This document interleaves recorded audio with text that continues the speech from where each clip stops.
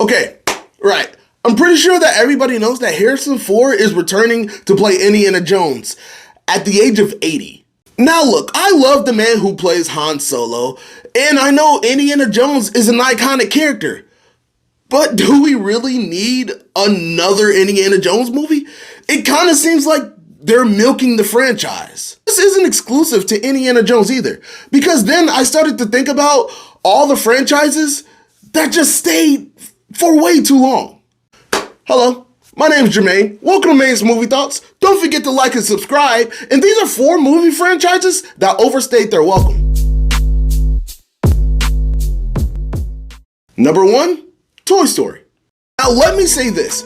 I believe that Toy Story is the greatest trilogy of all time. And no, I am not joking about that either. But notice that I said trilogy. Did we really need a 4th movie? From 1995 to 2010, we grew up with Andy.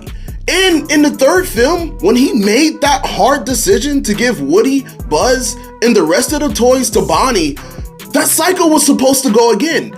Just thinking about it makes me choke up because it was beautiful. But then the 4th movie happened and it really undermined the 3rd film. Not only did she not properly appreciate the toys that Andy gave her, and I don't even want to get started on the fact that she replaced Woody with a spork, but spoiler alert, at the end of the movie, Woody goes off with Bo Peep just to save more lost toys, and then the toys go back to Bonnie. After they spent the last 3 movies trying to stick together. Jeez, just take a knife, just shove it in there. So then I asked, did we really need a 4th movie? No. Number 2, Indiana Jones. Okay, look, I'm not saying that I'm not interested or just curious about what they're gonna do with Harrison Ford in a new Indiana Jones movie. But once again, I asked, why? The original trilogy in the 80s was a good introduction and closure for the character. And to be honest, I don't even mind the 2008 film with Shia LaBeouf. Harrison Ford and Steven Spielberg already said that they're not gonna be passing the mantle of Indiana Jones like they do with James Bond. But Harrison Ford is and always will be the definitive character. My thing is, Harrison Ford doesn't seem like he's interested in doing the Nazi crime fighting that we all remember him doing in the 80s. An article recently just came out that said they're gonna be de-aging him in some scenes. So I gotta ask, if you're not gonna pass the mantle, and if you're gonna de-age him, why is it coming back? Sounds like you're milking the franchise to me. Number 3, Transformers. Whoa. Now I know that this one could be very controversial because not a lot of people think very fondly of Transformers, but hear me out. Now the first 2 Transformers movies with Shia LaBeouf and Megan Fox was a lot of dumb fun. And I don't care, but sometimes we forget that movies can just be dumb fun. They didn't take themselves too seriously, and I mean, come on, this was a movie about giant alien talking robots. And Shia LaBeouf and Megan Fox just made the movies that much great because of their chemistry. And I'm gonna give Transformers 3 a pass too. Shia LaBeouf was an upcoming young superstar, and I know the stuff behind the scenes with Megan Fox and Michael Bay really threw a wrench in her being in the movie, but the series was a global box office hit. It was a phenomenon. It was making $1 billion. So I get why they continued.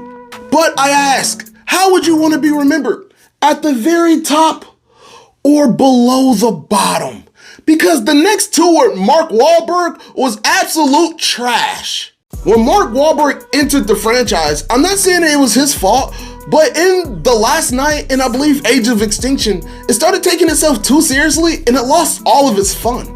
And you know the film is in trouble when one of the storylines is his underage daughter wanted to be with an adult guy. I mean, why is that a storyline? Just make her why are we even talking about that in a Transformers movie? How old are you? 20. She's a 17-year-old girl. So we can work this two ways. One, I punch you right in the mouth and you call the police on me. Dad. Or two, I just call the cops on you because this is illegal. She's a minor. I know that it redeemed itself with Bumblebee, and actually, Bumblebee was a good movie, but nobody saw it because the last two movies, people were sick of them. Number 4, The Fast and Furious. Okay, where do I start? Okay. All right, let's go. When the Fast and Furious franchise first started, you'll be hard pressed to find anybody who really disliked it. And it's probably because it was very different and very unique from anything we had at the time. From films 1, 2, and 3, it was just dedicated to street racing. And then around the 4th and 5th film, and a little bit of the 6th, it became more of a heist franchise. And then after that, it just turned into a generic superhero franchise. I'm sorry, I'm calling it as it is. They're superheroes at this point. They know it, they know they don't die.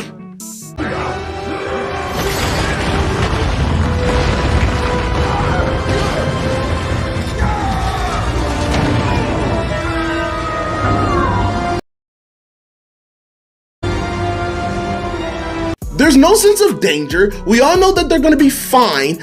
Even several characters even came back from the dead.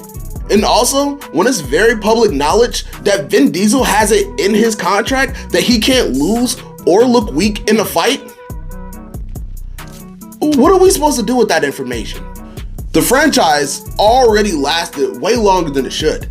Actually, the perfect time for the franchise to kind of ride off into the sunset was Furious 7. I don't blame them for having Paul Walker in Furious 7. And I don't blame him for not killing him off, because he did shoot a lot of the movie before his tragic passing. But every subsequent movie, it does get very uncomfortable when one character asks, "Hey, where's Brian?" "Oh, he's watching the kids, but he sent his wife." Once again, I understand why the franchise has stuck around for so long. It's because they do fantastic overseas. But if you look at the domestic box office, fans, we're not interested anymore. And I really feel like the longer this franchise goes, I know that they're gonna stop at 10, but no, I don't believe that at all. But the longer that this franchise goes, the more it not only hurts its legacy, but people forget the glory days. People forget about how good the original movies were. Well, those are the movie franchises that I think that overstayed their welcome. Did I miss anything? Let me know in the comment section below. Don't forget to like and subscribe.